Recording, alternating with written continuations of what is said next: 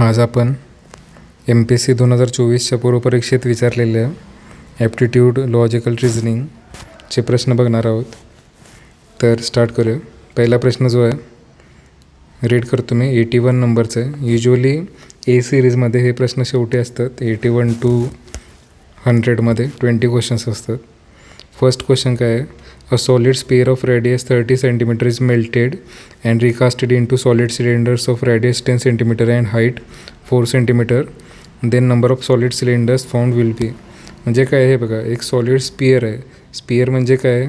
जसं आपला क्रिकेटचा बॉल असतो तसा एक स्पियर आहे सॉलिड.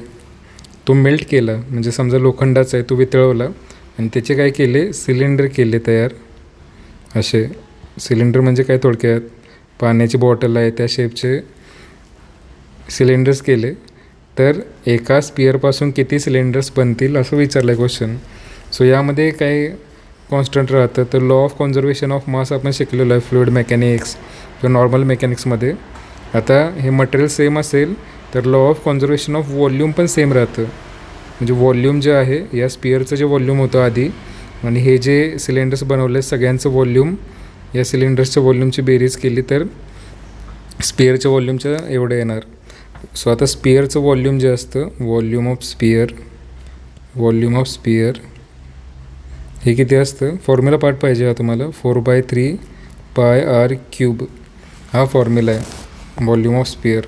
माहीत नसेल याच्या आधी तर लक्षात ठेवा, 2-3 फॉर्म्युला लागतात आपल्याला.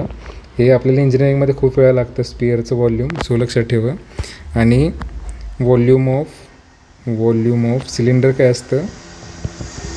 व्हॉल्यूम ऑफ सिलेंडर πr² म्हणजे हा एरिया झाला बेसचा इंटू हाईट असते सिलेंडरची h, πr²h. सो आता यात व्हॅल्यू फक्त पुट करायचं आणि आन्सर काढायचं. सो स्पियरचा व्हॉल्यूम जो होता 4/3 πr³ इज इक्वल टू, आता नंबर किती आहे आपल्याला सिलेंडरचा तो काढायचा आहे.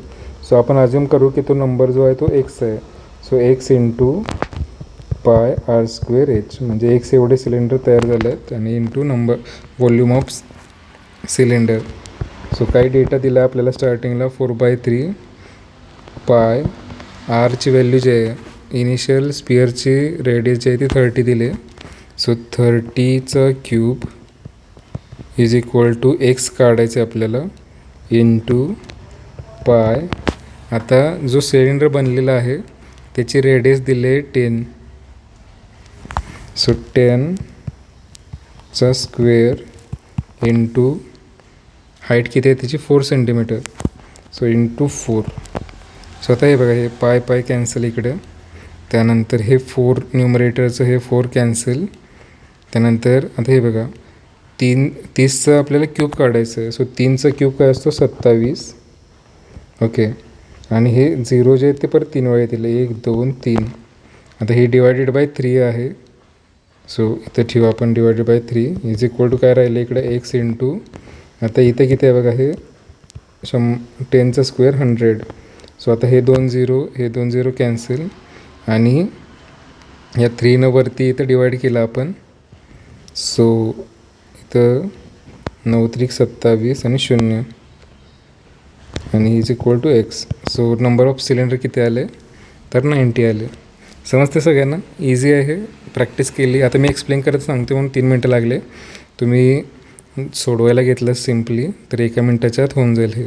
सो 90 सिलेंडर्स तयार झाले एक स्पियर मेल्ट केल्यानंतर. नेक्स्ट काय बघा, train travels distance 480 kilometre uniform speed डिस्टन्सचं गणित आहे.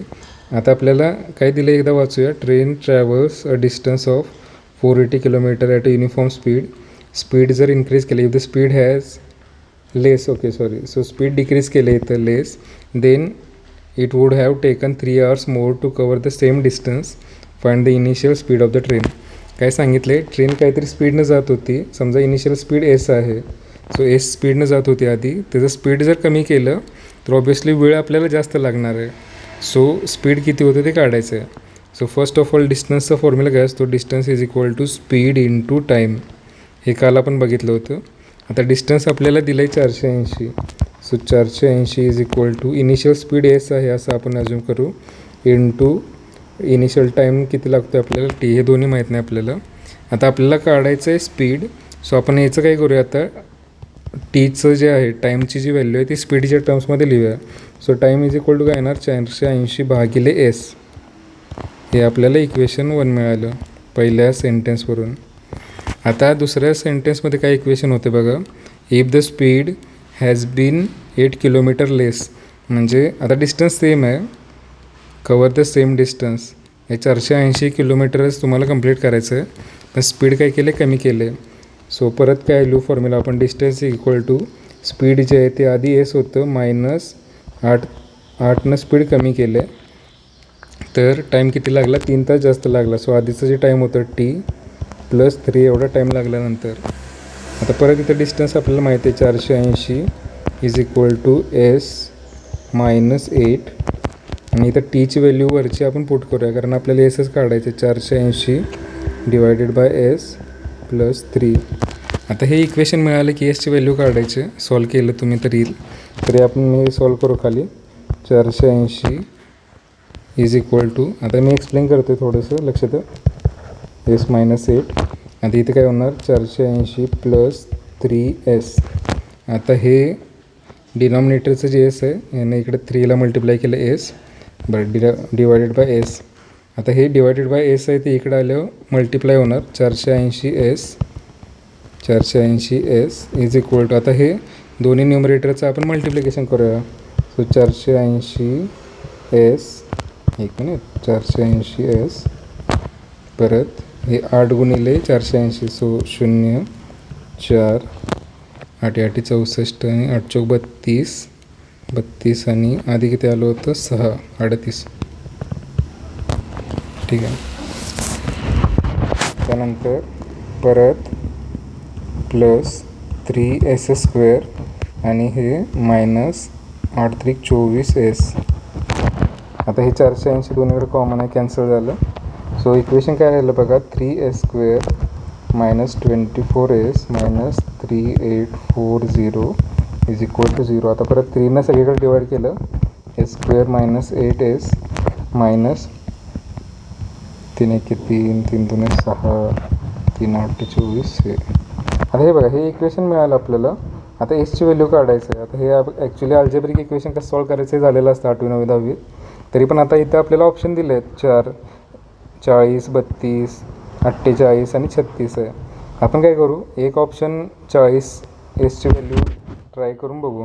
म्हणजे आता समजा इथं 8s येते ना मध्ये, याचा अर्थ काय असतो, गुणाकार त्या 2 एसच्या प्रोबेबल व्हॅल्यू जे आहे त्याचा गुणाकार 1280 आहे आणि त्या दोघांची बेरीज केल्यावर -8s येतं आहे. म्हणजे काय, हे बघा असं s -40 घेतलं आपण आणि s +32 घेतलं, तर 40 आणि 32चा गुणाकार केला आपण, 32 गुणिले 40. सो किती येते हे 0 8 आणि इथे किती येते 4 3 12. सो 1280 येतो गुणाकार आणि -40 मध्ये +32 ॲड केलं -8s येते. सो याचा अर्थ एसची व्हॅल्यू ही 40 असेल किंवा -32 असेल, पण स्पीड कधी निगेटिव्ह नसतं. सो ही व्हॅल्यू नसणार त्याची. सो आन्सर आहे याचं, स्पीड जे आहे ते 40 km/h. आता काही लोकांना हे समजणार नाही इथं एसची व्हॅल्यू हे 40 32 कुठून आलं. तर हे इक्वेशन सॉल्व करताना गुणाकार ही शेवटची टर्म असते त्या 2 संख्यांचं आणि ही मधली टर्म जी असते ती त्या 2 संख्यांची बेरीज असते. सो कोणत्या 2 संख्या अशा असतील की ज्याचा गुणाकार 1280 आहे आणि बेरीज -8 आहे, तर ते चेक करण्यासाठी आपण वरील ऑप्शनमधून 1 बाय 1 चेक करू.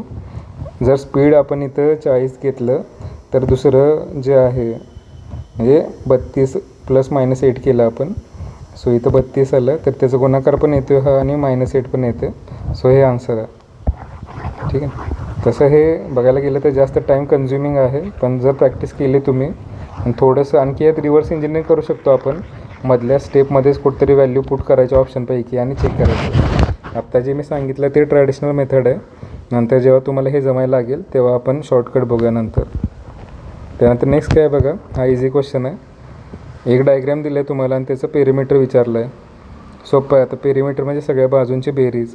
सो आता स्टार्टिंगला इथून सुरू करू आपण. ही पहिली बाजू जी आहे पूर्ण ती आहे 9 प्लस आता ही वरची बाजू जी आहे ही आहे 5 प्लस आता ही जी आहे इथं ही आणि ही या 3 ज्या आहेत बाजू 1 2 आणि 3 या तिघांची बेरीज काय असणार आहे. जी उभी लाईन आहे त्याचीच या तिघांची बेरीज असणार. म्हणजे या तिघांची बेरीज असणार 9. हे समजते काही दिलं जरी नसलं इथं किती आहे ते तरी हे उभं जे आहे 9 रेक्टँगल होतं हा. सो समोरची साईड आणि ही तिघांची बेरीज सेम असणार 9 प्लस आता हे किती आहे बघा. इथलं हे डिस्टन्स आहे 2 अधिक आता हे डिस्टन्स किती आहे बघा 7.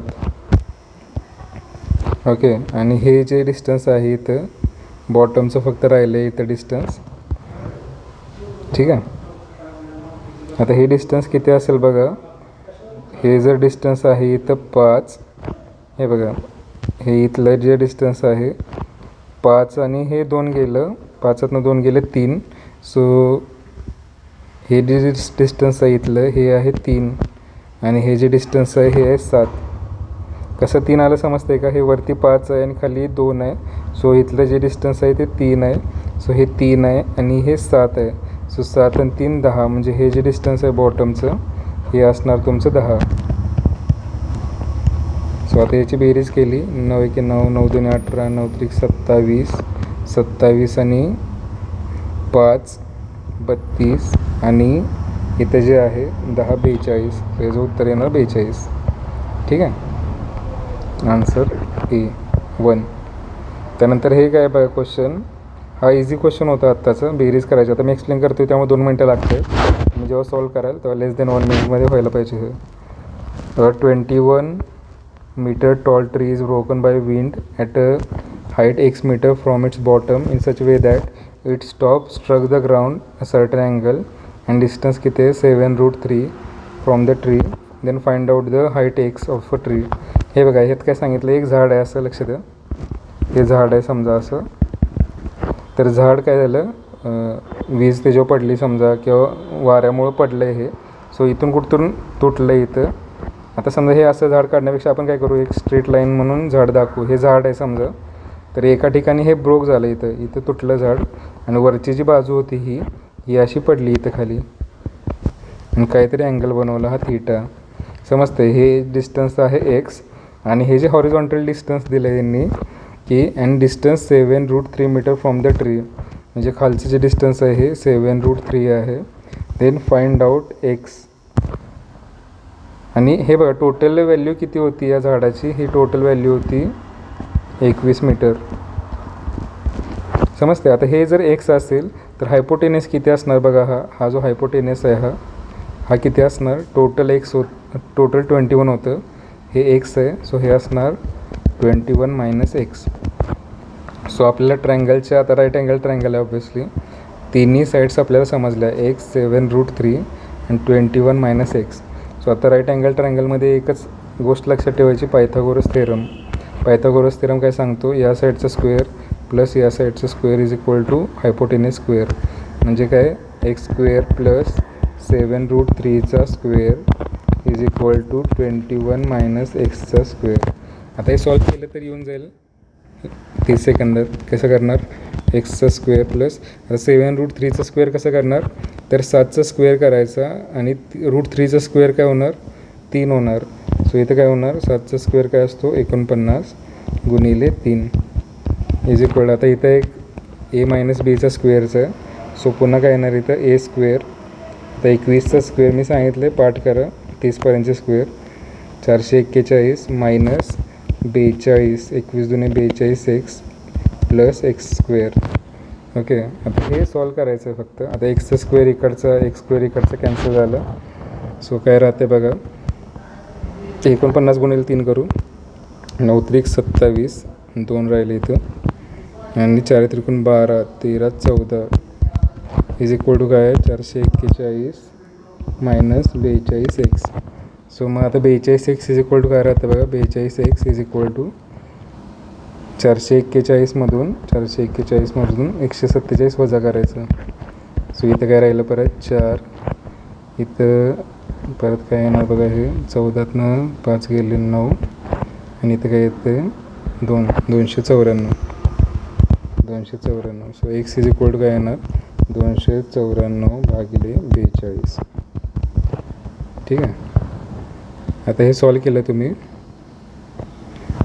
21 एके 21, 21 दुने 42 आणि तसंच इथं 21 एके 21, 21 दुने 21 चौक 84 आणि परत हे 7. सो हे उत्तर आलं 7. एक्सची व्हॅल्यू आली 7. इथं आहे बघा हे आन्सर. ठीक आहे. सो सोपं आहे हे. व्यवस्थित वाचायचं आणि इक्वेशन तयार करायचं यात. त्यानंतर नेक्स्ट काय बघा, the ratio of income and expenditure of a teacher is 11:9 if he saves. आता हे बघा हे काय आहे बेसिकली इन्कम आणि एक्सपेंडिचर. आता तुमच्यापैकी काही जण जॉबला असतील, तुम्हाला काहीतरी सॅलरी मिळते, समजा सॅलरी उत्पन्न आहे काहीतरी. मग सॅलरीचं काय होणार, एकतर तुम्ही काहीतरी खर्च करणार एक्सपेंडिचर आणि काही गोष्टी काय करणार सेव्ह करणार, साठवून ठेवणार पैसे बँकेत वगैरे. सो हे सिम्पल एक इक्वेशन आहे. सॅलरी इज इक्वल टू काय आहे एक्सपेंडिचर प्लस सेव्हिंग. आता यात फक्त व्हॅल्यू पुट करायचं आणि काही विचारलं आणि काही सॉल्व करायचं. The ratio of income and expenditure. आता एक पहिलं इक्वेशन दिलं इथं, हे बघा काय दिलं इथं, इन्कम डिवायडेड बाय एक्सपेंडिचर, याचा रेशो दिला आहे 11:9. आणि शेवटी विचारलं आहे काय बघायचं. हे बघा ही मंथली इन्कम विचारलं आहे आपल्याला. इन्कम विचारलं आहे म्हणल्यावर ठीक आहे. हे बघा एक्सपेंडिचर इज इक्वल टू काय करायचं, मग इन्कमच्या टर्म्समध्ये लिहायचं. ई तिकडे गेलं आणि 11/9 इकडे आहे ते इकडं आणलं, म्हणजे ई इज इक्वल टू काय येणार 9i डिवायडेड बाय 11. हे एक इक्वेशन झालं आपल्या पहिल्या सेंटेन्सवरून. आता दुसरं काय दिलं आहे बघा sentence, if he saves 36,000 per annum. आता वर्षाला हा सेव्ह करतो 36,000, पण आता मंथली इन्कम काढायचं आपल्याला. सो वर्षाला 36,000 सेव्ह करत असेल, हे बघा 36,000 जर वर्षाला आहेत तर महिन्याला किती करणार, ऑब्व्हियसली 12 महिने असतात. So divided by 12, 12×3 = 36. सो महिन्याला 3,000 सेव्ह करतो येतो. आता या इक्वेशनमध्ये आपण पुट करूया गोष्टी. ओके. सो सॅलरी इन्कम विचारलं येतं, इन्कम म्हणजे salary income. So income is equal to काय येते लक्ष द्या, एक्सपेंडिचर म्हणजे खर्च किती आहे. आता एक्सपेंडिचर आपल्याला ई लिहिलं समजा इथं, प्लस सेविंग किती करतो आहे तो दर महिन्याचं 3,000. हे एक इक्वेशन मिळालं. आता या 2 अननोन आहेत, पण ईची व्हॅल्यू आपल्याला माहिती आहे in terms of I. So he put करायची आय इज इक्वल टू ईची व्हॅल्यू काय आहे 9i/11 प्लस 3,000. आता फक्त यामध्ये एकच अननोन आहे आय.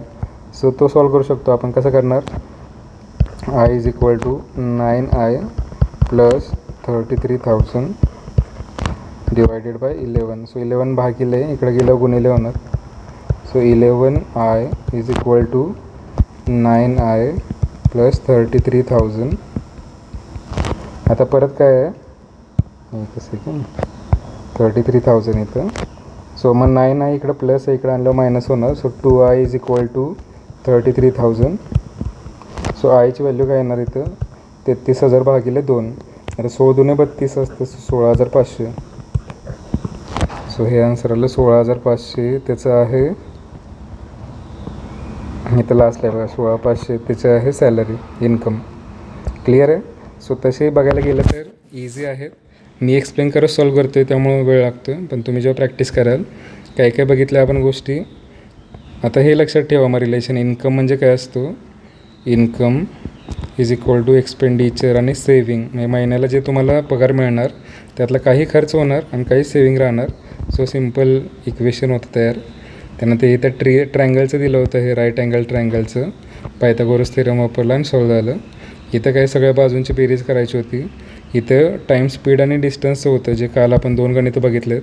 सो लक्षातच ठेवायचं की distance is equal to speed into time. हे एक इक्वेशन माहीत असेल तर त्याच्यात फक्त डिस्टन्स टाईम स्पीड चेंज करणार आणि त्यानुसार तुम्हाला एक अननोन काढायचं असेल. आणि हा जो आहे वरचा तो व्हॉल्यूमचं होतं गणित. सो स्पिअरचं व्हॉल्यूम काय आहे 4/3 πr³ आणि सिलेंडरचं व्हॉल्यूम काय आहे πr²h. हे लक्षात ठेवायचं, याच्यावर क्वेश्चन येतो. ठीक आहे. राहिलेले आता आपण उद्या बघूया.